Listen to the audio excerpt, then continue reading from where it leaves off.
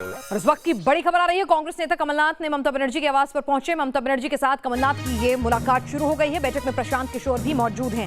हमारे साथ मधुरेंद्र, हमारे संवाददाता इस वक्त जुड़ चुके हैं। मधुरेंद्र, ममता जीत के बाद दिल्ली आई हैं और इस दिल्ली दौरे के मायने काफी बदल गए हैं। प्रशांत किशोर की मौजूदगी में कांग्रेस के सरीखे नेताओं के साथ जिनका दिन भर मिलने का कार्यक्रम है, क्या कुछ रणनीति है, क्या कुछ एजेंडा है? मैं मोहित राज दुबे बोल रहा हूँ। ममता बनर्जी के आवास से इस वक्त मौजूद हूँ। मध्य प्रदेश के पूर्व मुख्यमंत्री और कांग्रेस पार्टी के बड़े नेता कमलनाथ ममता बनर्जी के आवास पर पहुंचे हुए हैं और बड़ी बात यह है कि प्रशांत किशोर भी इस बैठक में मौजूद है। ताजा राजनीतिक हालात को लेकर चर्चा की जा रही है। इसके अलावा ये भी कहा जा रहा है कि किस तरीके से विपक्षी दलों को एकजुट करना है, उसको लेकर भी ममता बनर्जी और कमलनाथ के बीच इस वक्त जो है चर्चा हो रही है। जी बिल्कुल मोहित, और अगर देखा जाए प्रशांत किशोर की मौजूदगी होना, प्रशांत किशोर का उससे पहले राहुल गांधी और प्रियंका गांधी से मिलना, फिर अटकलों का आना कि क्या प्रशांत किशोर जो हैं अब भविष्य में सक्रिय राजनीति में, हालांकि वो इनकार कर चुके हैं, किस तरह से काम करेंगे, तो इन सब के बीच में क्या जो एक बड़े अरसे से तलाश थी कि विपक्ष को एकजुट करने वाला चेहरा चाहिए, तो क्या दीदी अपनी संभावनाएं तलाश रही हैं? पश्चिम बंगाल में जो उन्होंने जीत दर्ज की है उसके बाद और नीतीश की जो छवि खराब हुई है और जो राजनीति का सफर उन्होंने बीजेपी के साथ तय करने का फैसला किया है, उसके बाद क्या वो एक विकल्प बन रही हैं? जी बिल्कुल, आपने महत्वपूर्ण सवाल किया है। निश्चित तौर पे ममता बनर्जी एक विकल्प बनने की पूरी कोशिश में लगी हुई है। आपको याद होगा कि पिछले हफ्ते ममता बनर्जी ने शहीद दिवस मनाया था। उस मौके पर तमाम विपक्षी दलों के नेताओं को दिल्ली में एक मंच के नीचे बुलाया था, जिसमें समाजवादी पार्टी के, कांग्रेस के बड़े नेता, आरजेडी के बड़े नेता, आम आदमी पार्टी के बड़े नेता वहाँ उस शहीदी दिवस में मौजूद थे और वर्चुअल ममता बनर्जी ने अपना भाषण दिया था, वो भी हिंदी में दिया था। तो गुजरात, मध्य प्रदेश के अलावा उत्तर प्रदेश में भी उनके भाषण को दिखाया गया था और उसके बाद 5 दिनों के दौरे पर ममता बनर्जी दिल्ली पहुंची हैं। और इस बैठक के दौरान आपको बता दें कि तमाम सिर्फ कांग्रेस और समाजवादी पार्टी या दूसरे दलों के नेताओं से नहीं मुलाकात करेंगी, बल्कि अपने नेताओं के साथ भी बैठकर एक आगे की रणनीति के बारे में भी चर्चा करेंगी कि किस रूप में विपक्षी दलों को एकजुट करना है। और आपको एक सूत्रों के हवाले से भी खबर दे दें कि कांग्रेस की अध्यक्षा सोनिया गांधी से भी जो है ममता बनर्जी ने वक्त मांगा है। और देखने वाली बात यही है कि मुलाकात ये कल किस रूप में, किस तरीके से होती है।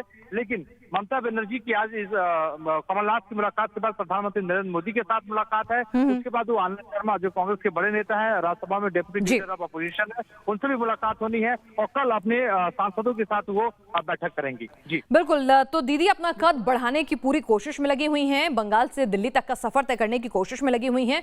और प्रशांत किशोर की इसमें कितनी बड़ी भूमिका रहने वाली है, क्योंकि प्रशांत किशोर ने मोहित जिस तरह से पश्चिम बंगाल की दीदी की जीत में एक अहम भूमिका निभाई है, उसको इनकार नहीं किया जा सकता। जिस प्रशांत किशोर ने लोगों को कहा था कि अब वो बात नहीं रही पहले वाली, लेकिन जिस तरह से पहले पंजाब और उसके बाद पश्चिम बंगाल, तो इस मीटिंग में लगातार प्रशांत किशोर का बने रहना भी बहुत कुछ संकेत दे रहा है। जी बिल्कुल पिनाज, प्रशांत किशोर ने जो है शरद पवार से मुलाकात की थी। बंबई में शरद पवार के साथ उनकी मुलाकात हुई, दिल्ली में शरद पवार के साथ प्रशांत किशोर की मुलाकात हुई, उसके बाद राहुल गांधी, प्रियंका गांधी, सोनिया गांधी के साथ उनकी मुलाकात हुई। तो निश्चित तौर पे विपक्षी दलों को एक बैनर के तले लाने की पूरी कोशिश है प्रशांत किशोर की। और प्रशांत किशोर की खास तौर पर हम ये कह सकते हैं कि ममता बनर्जी की बातों को वो आगे बढ़ा रहे हैं, क्योंकि ममता बनर्जी के कहने पे ही शरद पवार ने प्रशांत किशोर से मुंबई में मुलाकात की थी, उसके बाद दिल्ली में भी ये मुलाकातें हुई। तो निश्चित तौर पे ये जो पूरी खिचड़ी विपक्षी दलों की पकड़ी है, उसमें अहम कड़ी प्रशांत किशोर भी हैं। चलिए देखना होगा कि प्रशांत किशोर जैसा रणनीतिकार जो है वो क्या वाकई में पूरे विपक्ष को एक अम्ब्रेला के नीचे ला सकता है, क्योंकि यह कवायद पहले भी हुई थी, लेकिन किस तरह से टूटकर बिखर गई थी ये सबने देखा था। उस कवायद का चेहरा नीतीश, सुशासन बाबू तो बीजेपी का दामन थामते हुए नजर आए थे। तो देखना दिलचस्प होगा कि प्रशांत किशोर अपनी रणनीति, अपनी प्लानिंग के तहत तमाम क्षत्रपों को इस बात के लिए राजी कर पाते हैं कि नहीं। आगे बढ़ते हैं। एक तरफ संसद में मानसून सत्र में विपक्ष हंगामा कर रहा है, तो दूसरी तरफ बिहार विधानसभा में भी विपक्ष अनोखे तरीके से प्रदर्शन कर रहा है। महंगाई के मुद्दे पर आरजेडी विधायक हेलमेट लगाए हुए साइकिल पर सवार होकर विधानसभा पहुंचे। महंगाई के मुद्दे को रिप्रेजेंट करने के लिए साइकिल थी, तो बजट सत्र में जिस तरह से विधायकों के साथ मारपीट हुई थी, अपनी जान को खतरा बताने का संकेत उन्होंने हेलमेट लगाकर दिया। विपक्ष के कई विधायक गले में तख्तियां टांगे हुए थे। महंगाई के मुद्दे पर नीतीश सरकार और केंद्र को घेर रहे थे।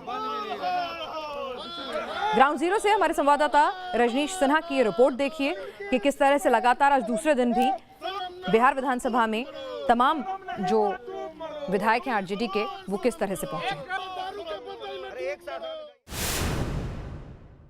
बिहार में हेलमेट पॉलिटिक्स, जी हाँ, बिहार में विधायक इन दिनों हेलमेट के साथ पहुंच रहे हैं। ये राजनीति का नया रंग है, हेलमेट लगाकर। ये कोई राजनीति का नया रंग नहीं है। हम अपनी सुरक्षा के लिए हेलमेट लगा के आए हैं। डर लग रहा है आपको सरकार से, नीतीश कुमार से, और नीतीश कुमार से इसलिए डर रहा है कि अध्यक्ष की चलती नहीं है विधानसभा में। नीतीश कुमार के पुलिस विधानसभा में बैठती है और उसके इशारे पर बिल पास होते हैं। पुनः नीतीश कुमार वो घटना का पुनरावृत्ति कराना चाहता है, इसलिए हम लोग सहमे डरे हुए हेलमेट लगा के सुरक्षा के लिए आए हैं। घूम रहे हैं आप भी सर, हेलमेट लगा के घूम रहे हैं यहाँ पर? नहीं, हम लोग हेलमेट लगा के इसलिए घूमे, सभी लोग माननीय सदस्य को भय है, अंदर से भय है, जो हम लोग अपनी मुद्दा विधानसभा में उठाने के लिए, जनता हम लोग को आवाज उठाने के लिए, अपनी आवाज रखने के लिए हम लोग को चुन कर भेजने का काम किया है। और यहाँ जो बिहार पुलिस है, डीएम एसपी के द्वारा जो विधानसभा के अंदर किसी को अनाधिकृत प्रवेश निषेध है, लेकिन अंदर में घुसकर माननीय सदस्य के द्वारा सदस्यों पर जुल्म, अत्याचार, डंडा, लाठी, बूट से। अब आप लोग चाहते क्या हैं? हम लोग चाहते हैं स्पष्ट रूप से कि हमारी सुरक्षा सुनिश्चित हो और दोषी अधिकारियों पर अविलंब कार्रवाई हो। जो यहाँ के पटना के जिला अधिकारी हैं, पटना के एसपी हैं, जिन्होंने इस मर्यादा को तार तर करवाया 23 मार्च के घटना को, हम भूल नहीं सकते उस घटना को।